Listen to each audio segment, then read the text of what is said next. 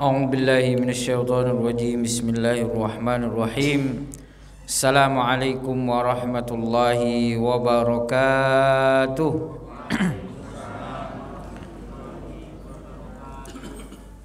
Alhamdulillahilladzi bi ni'matihi tatimmus shalihat wa bi fadlihi tatanazzalur rahmat wa bi karamihi tunalul barakat wa bi afwihi tubaddalus sayyiatu bil hasanat. Subhanaka la ilma lana illa ma 'allamtana innaka antal alimul hakim. Allahumma bika amsayna wa bika nahya wa bika namutu wa ilaikan nusyur. Allahumma agnina bil ilmi wa zayyinna bil hilmi wa akrimna bit taqwa wa jammilna bil afiyah bi rahmatika ya arhamar rahimin. Amma ba'd. Bapak Ibu hadirin hadirat jamaah salat maghrib, terusus pengurus masjid dan juga kita semua, insyaallah mudah-mudahan langkah kita menuju tempat ini sebagai amal ibadah yang pahalanya berlipat ganda di sisi Allah Subhanahu wa taala. Kembali kita bersyukur kepada Allah dengan mengucapkan alhamdulillahi rabbil alamin. Karena dengan nikmatnya lah kita bisa berada di tempat yang baik, di tempat yang dicintai dan dimuliakan Allah Subhanahu wa taala. Mudah-mudahan aktivitas ibadah kita menjadi amal ibadah yang diterima di sisi Allah Subhanahu wa taala.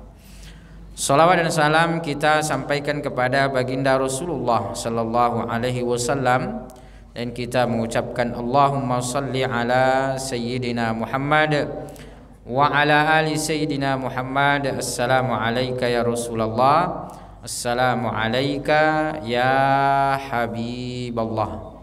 Mudah-mudahan dengan kita banyak berselawat kepada Nabi kita Muhammad sallallahu alaihi wasallam, maka kita termasuk di antara yang mendapatkan syafaatnya di yaumil akhir dan masuk surga bersama dengan beliau. Amin ya rabbal alamin. Bapak Ibu hadirin hadirat yang dimuliakan Allah Subhanahu wa taala, kita lanjutkan kajian fikih kita dan masih membahas berkaitan dengan masalah salatul janazah atau yang berkaitan dengan fardu kifayah terkait dengan jenazah kaum muslimin. Sebagaimana kita sebutkan bahwa salat jenazah itu boleh dilaksanakan secara jenazahnya hadir, boleh juga dilaksanakan secara gaib, yaitu jenazahnya tidak ada di tempat. Dan itu kita sebutkan bahwa berlandaskan pada hadis Nabi sallallahu alaihi wasallam, di mana Nabi memberitahu kepada sahabat bahwa seorang raja Najasyi, itu raja yang ada di daerah Najasyi atau daerah Ethiopia, jauh dari Madinah. Tetapi Nabi sallallahu alaihi wasallam tahu bahwa raja itu meninggal dunia. Dan dulu raja ini pernah kekuasaannya ini pernah menjadi tempat hijrah kaum muslimin. Ketika orang kafir Quraisy di Mekah menyakiti sahabat Nabi, menyakiti kaum muslimin, maka Nabi sallallahu alaihi wasallam perintahkan sebagian sahabat untuk hijrah ke Najasyi, ke Habasyah. Di sana itu diterima dengan baik oleh raja tadi, raja Najasyi. Diterima, diperlakukan dengan baik dan dimuliakan di tanah Habasyah itu. Di bawah kekuasaan raja Najasyi tadi. Itu peristiwanya Bapak Ibu sebelum hijrah ke Madinah. Jadi memang orang kafir Quraisy di Mekah itu selalu menyakiti Nabi sallallahu alaihi wasallam bersama dengan para sahabat. Jadi jauh sebelum ke Madinah itu sahabat dulu harus hijrah ke Habasyah. dan diterima oleh Raja Najasyi. Diterima dengan baik, diperlakukan dengan baik, dan itu agamanya agama Nasrani ketika itu. Nah, maka ketika Nabi sudah hijrah ke Madinah, Nabi Shallallahu Alaihi Wasallam pada suatu hari memberitahu kepada sahabat bahwa hari ini Raja Najasyi meninggal dunia. Maka membuat shaf, lalu kemudian takbir 4 takbir. Itulah sholat gaib. Jadi Nabi Shallallahu Alaihi Wasallam mensolatkan gaib kepada Raja Najasyi tadi. Nah, itu dalil sholat gaib. Dari sini para ulama mengatakan bahwa ini bentuk diantara bentuk mukjizat Nabi Shallallahu Alaihi Wasallam, karena Nabi tahu terhadap sesuatu yang jauh ketika itu. Jadi antara Habasyah dengan Madinah itu jauh, Bapak Ibu. Itu dipisah oleh Laut Merah. Jadi kalau dari Madinah atau daerah Hijaz, Mekah, Madinah mau pergi ke Habasyah itu menyeberangi Laut Merah dahulu. Dan Laut Merah itu luas. Ada yang sampai luasnya itu mencapai 300 km. Itu luasnya Laut Merah. Kan luas tuh. 300 km itu kalau diukur dari mana? Nah, dari sini ke Dumai, ya kan? Jauh lagi. Dari sini mungkin sampai ke Tembilahan, 300 meter. Hari ini ditempuh dengan bis sampai berapa? Mobil 5 jam, 7 jam bahkan. Nah, begitulah luasnya Laut Merah. Nah, jadi dulu umat Islam, sahabat Nabi hijrah ke sana. Dan Nabi Shallallahu Alaihi Wasallam tahu peristiwa yang jauh. Nah, jadi ketika Raja Najasyi meninggal, Nabi tahu, padahal jauh. Padahal waktu itu Bapak Ibu belum ada SMS, belum ada telepon, belum ada WA. Nah, kalau hari ini kan bisa jadi di-share di grup, di-share di WA, sehingga apa yang terjadi di Mekah hari ini kita tahu langsung di Indonesia pada hari ini. Itu wajar. Tapi zaman itu belum ada teknologi yang bisa menyampaikan bahwa kondisi yang terjadi di suatu tempat yang jauh bisa kita ketahui, itu belum ada. Nabi Sulaiman lah yang pernah, karena Nabi Sulaiman bisa berbicara, berkomunikasi dengan burung hudhud, sehingga Nabi Sulaiman bisa tahu dari tempat yang jauh di tempat beliau tahu bahwa di belahan bumi sana ada sebuah negeri yang dipimpin oleh seorang Ratu Balqis, yang mana dia tidak beriman kepada Allah. Nah, maka disitulah Nabi Sulaiman mengirim burung hudhud untuk menyampaikan suratnya kepada Ratu Balqis. Nah, karena Nabi Sulaiman bisa berkomunikasi dengan burung. Nah, itu diantara mukjizat Nabi Sulaiman. Tidak hanya dengan burung, tapi juga dengan semut, berkomunikasi dengan jin, berkomunikasi, memahami bahasa-bahasa makhluk Allah yang lain. Itulah hebat diantara kehebatan kekuasaan Nabi Sulaiman alaihissalam. Jadi Nabi Sulaiman itu bisa berkomunikasi dengan jin, berjumpa dengan jin. Maka karena itu pernah suatu ketika kita bisa nggak melihat jin, Bapak Ibu? Ada yang pernah lihat jin? Kalau saya pernah, jin dan jun. Jadi ulama berpendapat, Bapak Ibu, bahwa kita ini dengan mata kita ini bisa nggak melihat jin. Ulama berbeda pendapat. Ada yang mengatakan bahwa orang yang diberikan keistimewaan oleh Allah itu bisa saja melihat jin. Tapi ada juga ulama yang mengatakan bahwa jin itu tidak bisa terlihat oleh mata manusia kecuali kalau jin itu merubah wujudnya pada bentuk yang lain. Seperti misalnya menjadi ular.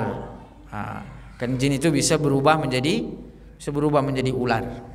Bukan siluman yang ada di Indosiar itu, Bapak Ibu. Nah, itu film tuh. Tapi memang jin itu bisa berubah menjadi menjadi ular.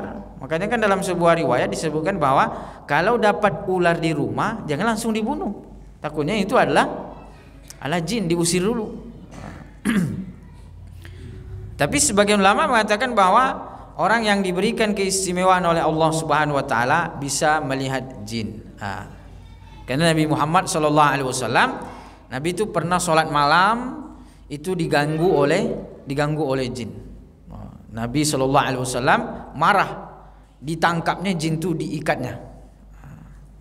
Jadi kata Nabi sallallahu alaihi wasallam, kalaulah saya tidak mengingat doa daripada Nabi Sulaiman, kata Nabi Muhammad sallallahu alaihi wasallam, maka jin itu tidak aku lepaskan sampai kalian semua melihat besok paginya. Berarti kan ini menunjukkan bahwa jin bisa dilihat.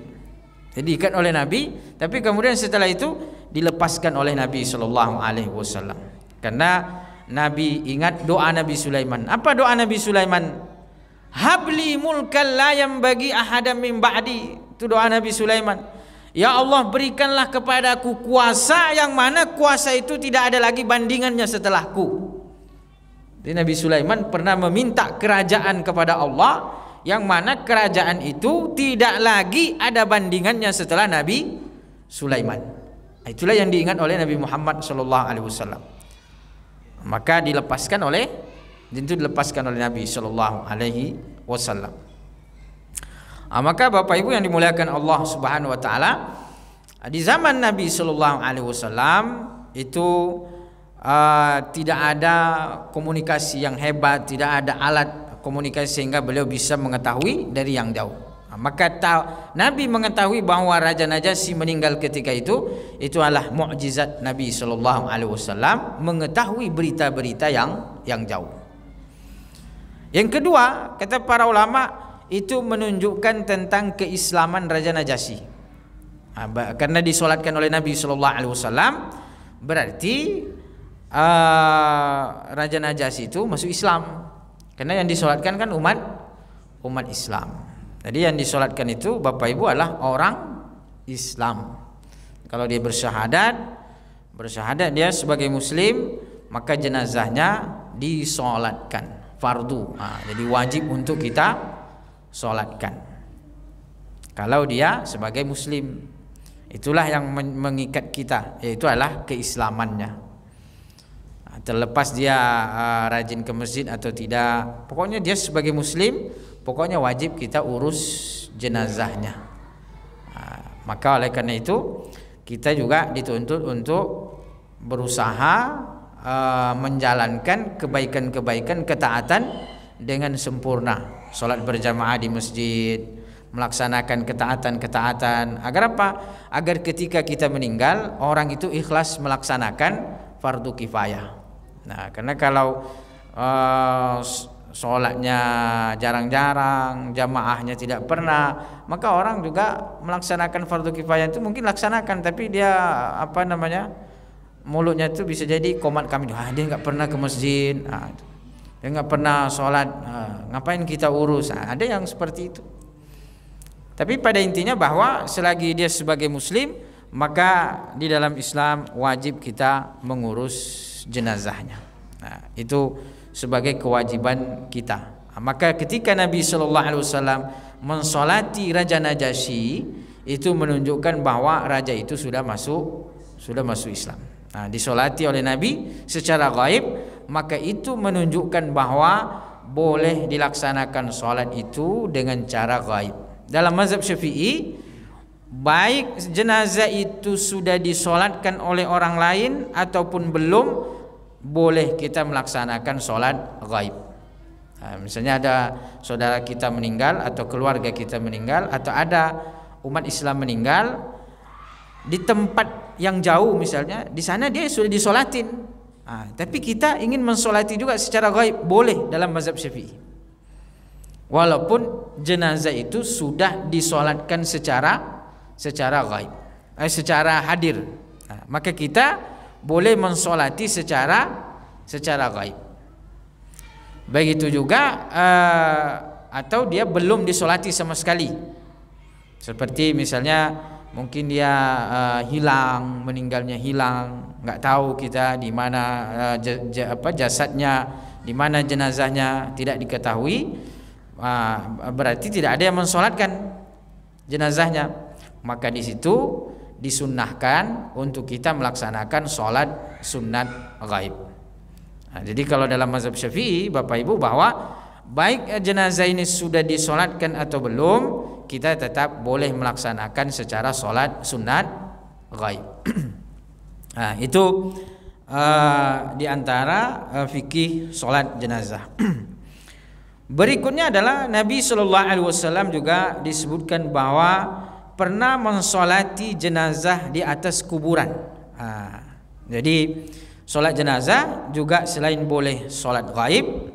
Jadi solat jenazah itu jenazahnya ada, kita solat. Yang kedua, jenazahnya tidak ada, kita solat. Itu solat ghaib. Bentuk yang ketiga adalah disolatkan di kuburan. Disolatkan di kuburan. Misalnya kita melayat nih. Melayat seorang yang meninggal, kita hadir, tidak sempat sholat jenazah, dia sudah dibawa ke pemakaman dan sudah dimakamkan, kita datang sudah selesai pemakaman. Itu boleh kita berdiri di atas kuburannya dan sholat jenazah di situ. Itu juga pernah dilakukan oleh baginda Rasulullah Sallallahu Alaihi Wasallam. Jadi boleh, walaupun kalau sholat biasa kan tidak boleh di atas kuburan. Tapi kalau sholat jenazah, mensolati jenazah orang yang sudah dikubur, itu dibolehkan. Kenapa? Karena mungkin terlambat atau dia tidak sempat mengikuti sholat jenazahnya di masjid, maka boleh disolatkan di atas kuburan. Kemudian Bapak Ibu yang dimuliakan Allah Subhanahu Wa Taala, ada pula yang disunnah-sunnahkan ketika kita melaksanakan daripada fardu kifayah solat jenazah ini atau mengurus mayat ini, diantaranya adalah ketika babu ma yakuluhu mayyudkhilul mayyita qabrahu. Nah, jadi ketika setelah disolatkan lalu kemudian diantar ke pemakaman, maka di situ orang yang memasukkan jenazah di kuburan itu disunnahkan untuk membaca itu bismillahi wa ala sunnati rasulillah. Nah, jadi ketika maksudnya di sini adalah ketika meletakkan jenazah itu di kuburannya, dimasukkan ke dalam kuburan. Nah, maka disunnahkan yang meletakkan itu membaca apa? Bismillahi wa ala sunnati rasulillah sallallahu alaihi wasallam. Nah, itu bagi yang menurunkan jenazah. Kalau yang melihat jenazah, apa yang disunnahkan dibaca? Yustahabbu ayyad'uwa wa yaqula. Orang yang melihat jenazah ini atau melihat lewat, disunnahkan untuk membaca la ilaha illallah al-hayyul ladzi la yamut. Itu kalau kita melihat jenazah lewat. La ilaha illallah al-hayyul ladzi la yamut. Tiada Tuhan selain Allah yang maha hidup, yang tidak pernah mati. Karena Allah al-hayyul qayyum. Allah tidak pernah mati. Yang mati itu adalah kita sebagai manusia. Adapun biasanya ketika jenazah diturunkan,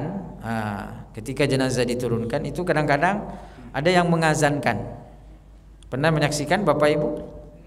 Nah, jadi ketika jenazah diturunkan itu diazankan, ada yang mengazankan. Allahu Akbar, Allahu Akbar, Allahu Akbar, Allahu Akbar. Nah, ketika jenazah diturunkan. Apakah ini ada dalilnya? Ya, sebagian ulama mengatakan bahwa itu dalilnya adalah kias. Apa kiasannya? Kias kepada ketika dia lahir di atas muka bumi, ada hadisnya bahwa dia diazankan di telinga kanan dan diiqamahkan di telinga kiri. Nah, jadi Dalilnya bahwa ketika anak itu lahir, manusia lahir, maka kita azankan di telinga kanan. Lalu kemudian diiqamahkan di telinga kiri. Jadi diazankan. Allahu Akbar, Allahu Akbar, Allahu Akbar, Allahu Akbar. Nah, itu ada di YouTube, itu yang agak lucu sedikit. Jadi ketika lahir anaknya disuruh azankan, ya dia azan, tapi takbir. Allahu Akbar, Allahu Akbar, Allahu Akbar. Baru ditegur sama istrinya, azan katanya, bukan takbir. Habis itu dia dilembut Allahu Akbar, tidak jadi dia takbiran. Jadi memang ketika bayi ini lahir disunnahkan oleh bapaknya untuk mengazankan di telinga kanan dan iqamah di telinga kiri. Itu sunnah Rasulullah sallallahu alaihi wasallam. Apa hikmahnya? Ya agar yang pertama, kalimat yang pertama didengar ketika lahir itu adalah kalimat nama Allah Subhanahu wa taala.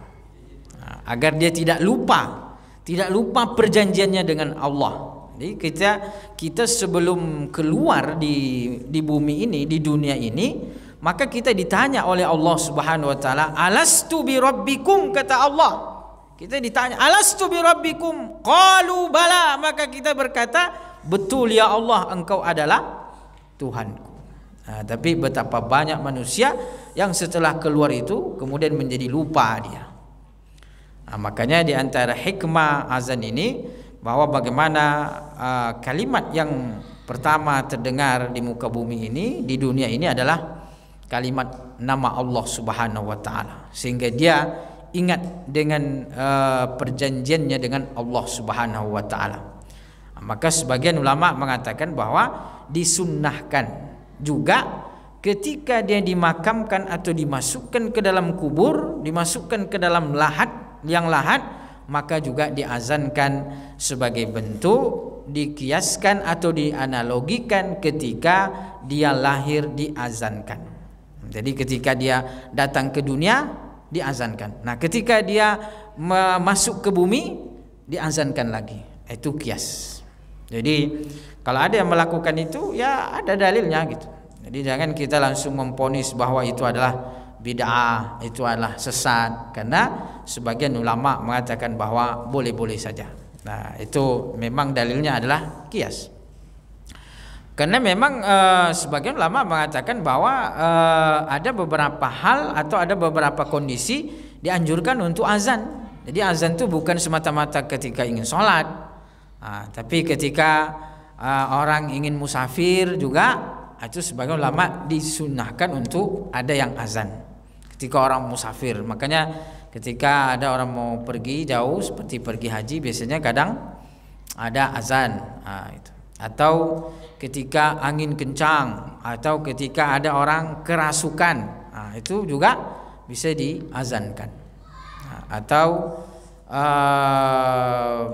ya dalam kondisi-kondisi tertentu kadang-kadang sebagian ulama mengatakan bahwa azan itu dianjurkan.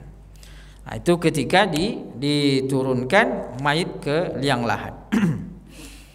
Kemudian setelah itu disunnahkan juga wa min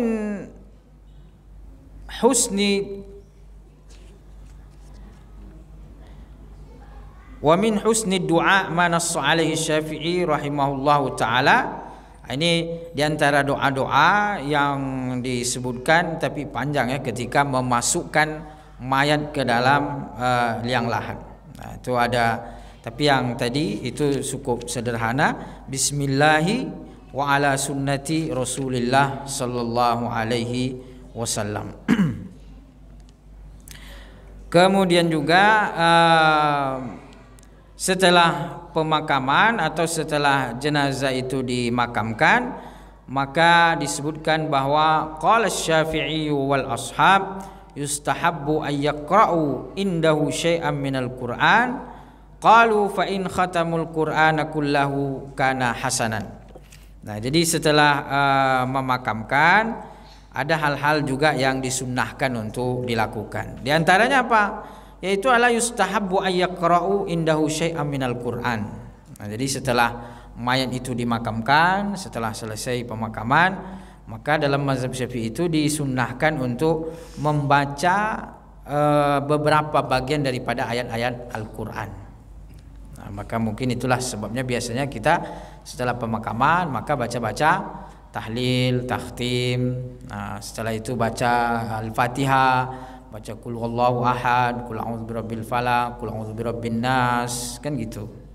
Baru nanti baca ayat kursi, baca Al-Baqarah di awal, baca Al-Baqarah di akhir. Karena itu kan ayat-ayat atau surah-surah pilihan yang bagus. Karena kalau mau dihatamkan Al-Quran lama pula kita di situ kan. Setelah pemakaman khatamkan Al-Quran di situ lama, habis nanti tinggal kita sendiri, orang pada pergi.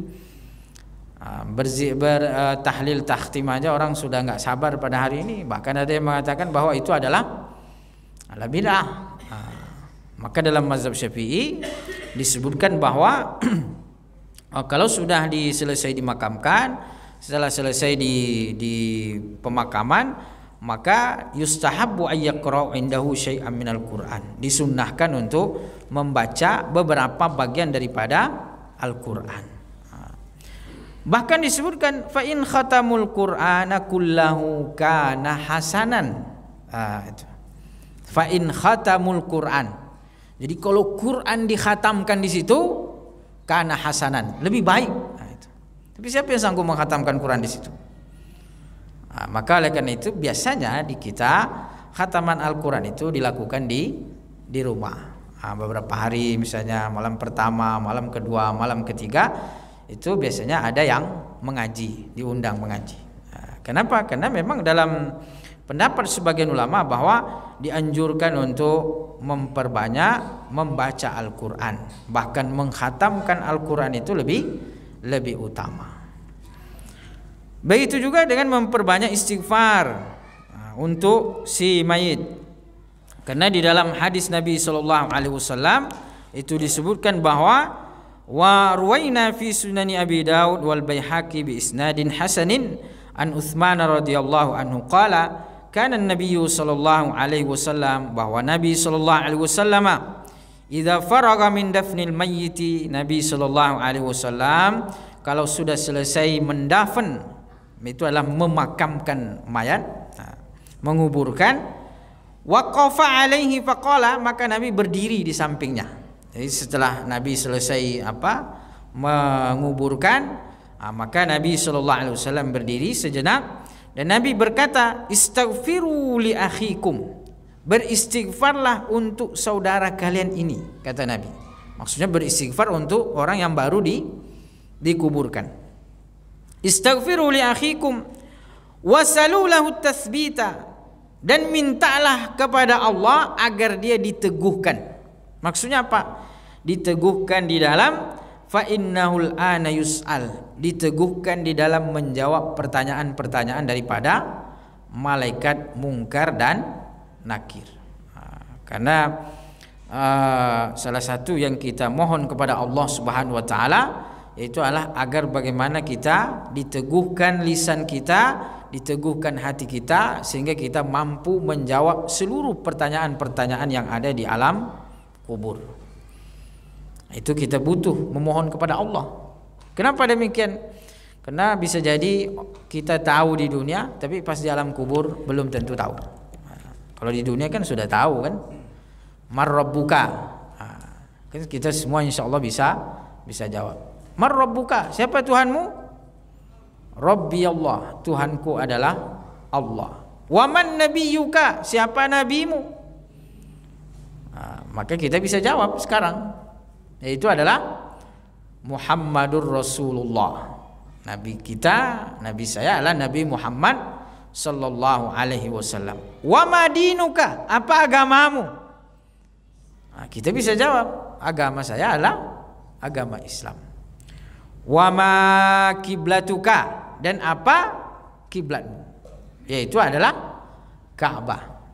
Kalau di dunia ini kan sudah bisa kita menjawab, bocorannya sudah ada. Tapi yang menjadi pertanyaan, mampu enggak kita menjawab nanti di alam kubur, alam barzah? Mudah-mudahan insya Allah bisa menjawab di dunia dan juga bisa menjawab nanti di akhirat. Memang ditentukan oleh amalan kita di dunia. Amalan kita lah yang menentukan. Walaupun mungkin lisan kita atau kita tidak mengerti bahasa Arab di dunia, tetapi nanti ketika sudah masuk ke alam barzah, dengan amalan kita, dengan rahmat Allah Subhanahu wa taala, ketika malaikat Munkar dan Nakir bertanya, maka kita lancar menjawabnya.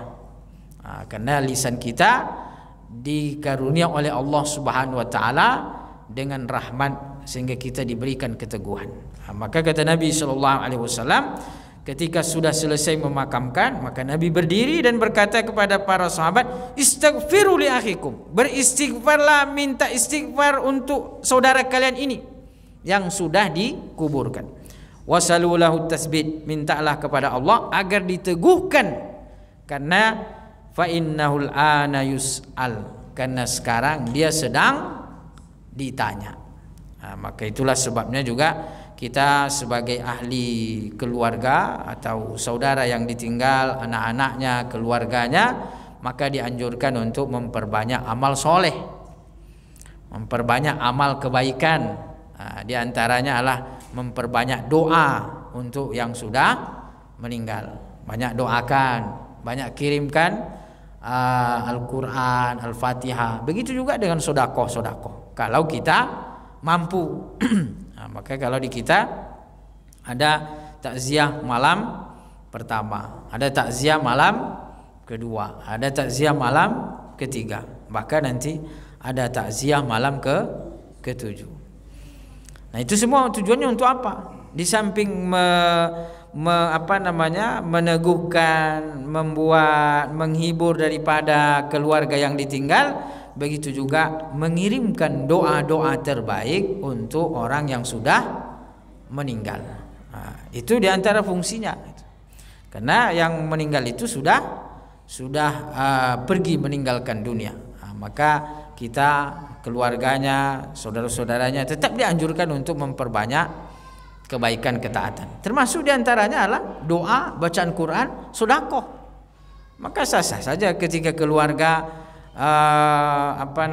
membuat makanan, ya kan? Kalau ada rezeki, membuat makanan, bersedekah. Itu sah-sah saja, boleh, bahkan bagus untuk si mayit. Tapi kalau memang tidak mampu, jangan dipaksakan. Kalau keluarganya ini tidak mampu, justru itu kita yang harus membantu dia, kita yang harus menolong dia. Nah, memang kadang-kadang di kita miskin pun dia kadang-kadang dipaksakan, bahkan harus berhutang-hutang. Itu sebenarnya itu adalah sunnah, artinya bukan sesuatu yang wajib. Jadi memberi makan kepada orang yang hadir untuk bertakziah itu bukan sesuatu yang wajib. Tapi kalau ahli keluarga yang ditinggal, anaknya, keluarganya, saudaranya ada rezeki, dia bersedekah untuk orang, maka itu sangat baik, karena sedekah. Tapi kalau dia tidak mampu, jangan dipaksakan. Maka oleh karena itu juga menjadi catatan di masyarakat kita gitu. Jangan ketika misalnya orang ada meninggal saudaranya, kita bertakziah, tidak dapat makanan apa-apa, tidak ada makanan apa-apa, tidak maulah pergi nanti bertakziah lagi, itu salah. Jadi kita bertakziah itu tujuannya adalah untuk menghibur keluarga, tujuannya adalah untuk mendoakan si mayit, itu tujuannya. Adapun sedekah makanan itu berkat istilahnya kan itu hanya sebagai embel-embelnya saja, bukan itu yang menjadi esensi. Maka oleh karena itu kalau keluarga tidak punya, jangan dipaksakan, jangan sampai berhutang-hutang, jangan merasa tidak enak dengan masyarakat, karena itu bukan sesuatu yang wajib. Justru kalau keluarga yang ditinggal nih susah ekonominya, maka kita bantu dia. Itu pula mungkin di masyarakat kita biasanya bawa beras, ya kan? Bawa beras sedikit. Mungkin itu sebagai simbol. Tapi kalau dia memang tidak mampu, itu dibantu, dimasakin. Jadi khususnya pada hari ketika dia berduka, itu masak untuk dia, karena kadang-kadang orang berduka ini dia tidak sempat masak, makan tidak terpikirkan karena dia disibukkan dengan itu. Maka alangkah baiknya kalau ada tetangga, ada keluarga yang masak, baru kemudian dibawakan kepada orang yang sedang berduka. Itu lebih bagus itu. Maka oleh karena itu itu perlu dipahami bahwa takziah itu intinya adalah menghibur keluarga yang ditinggal, bukan memberatkan gitu. Jangan sampai takziah tapi justru memberatkan gitu. Jadi tujuan takziah itu adalah menghibur. Itu. Jadi sebagai pelipur lara, bukan menambah kesedihan, menambah repot, menambah rumit, menambah kesusahan, bukan itu. Kalau itu yang terjadi, berarti esensi daripada takziah tidak tercapai. Esensi takziah itu adalah menghibur keluarga yang ditinggal, mendoakan si mayit. Maka Nabi SAW mengatakan bahwa man aza akhahu fi musibatin, siapa yang mentakziahi saudaranya dalam satu musibah, kata Nabi SAW, artinya siapa yang menghibur saudaranya dalam sebuah musibah, maka nanti Allah Subhanahu wa taala akan pakaikan dia pakaian kemuliaan nanti di akhirat kelak. Itu kemuliaan bertakziah. Kalau kita mentakziahi saudara kita, menghibur saudara kita, maka balasannya itu Allah pakaikan pakaian kemuliaan nanti di akhirat kelak. Maka esensi daripada takziah itu Bapak Ibu adalah menghibur keluarga dan juga mendoakan si mayit. Jadi secara terus menerus kita doakan orang-orang yang telah mendahului kita. Itu diantara fungsinya. Baik,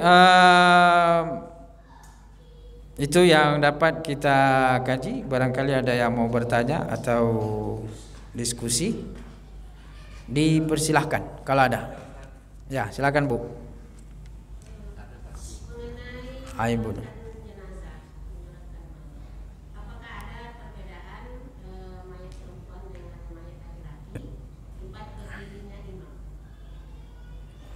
Ya, ada. Jadi tapi itu hukumnya adalah sunnah saja, tidak wajib. Jadi kalau laki-laki itu di kepalanya ya. Saya pun agak lupa juga nih. Jadi kalau laki-laki itu di arah kepalanya, kalau tidak salah ya. Kalau perempuan di arah perutnya, kalau nggak terbalik. Karena sudah lama tidak sholat jenazah.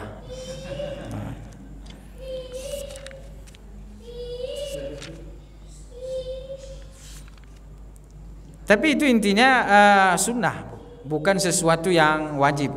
Gitu. Jadi tempat berdirinya kalau laki-laki di arah kepala, kalau perempuan di arah perutnya. Maksudnya agak ke arah tengah lah. Tapi kalau laki-laki agak arah ke kepala. Itu sunnahnya begitu. Dan dari segi niat juga, kalau dilafazkan niatnya, kalau laki-laki usolli ala hadzal mayyit, kalau perempuan usolli ala hazil maitah. Itu yang membedakan. Dari segi doa juga begitu, berbeda. Kalau laki-laki Allahumma gfir lahu, kalau perempuan Allahumma gfir laha. Itu yang membedakan antara sholat jenazah laki-laki dan jenazah perempuan. Tapi kalau misalnya perempuan habis itu dia berdoa Allahumma gfir lahu warhamhu wa'afihi wa'fu anhu, diterima enggak doanya? Insya Allah diterima, karena dia hatinya memperuntukkan untuk itu. Yang salah kan lafaznya. Salah lafaz bukan berarti hatinya salah. Itu. Jadi perbedaan-perbedaan itu tidak menyebabkan kemudian menjadi sesuatu yang fatal kalau tidak diperhatikan gitu. Artinya bukan sesuatu yang wajib, bukan sesuatu yang rukun, tapi sifatnya adalah sunnah atau dianjurkan. Wallahu a'lam. Baik.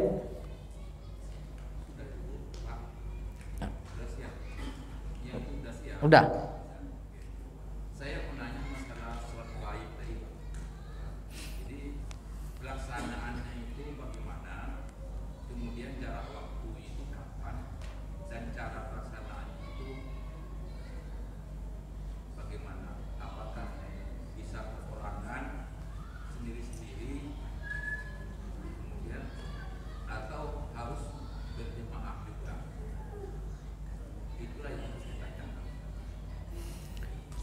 Eh, pada situasi yang bagaimana yang diperbolehkan sholat gaib itu?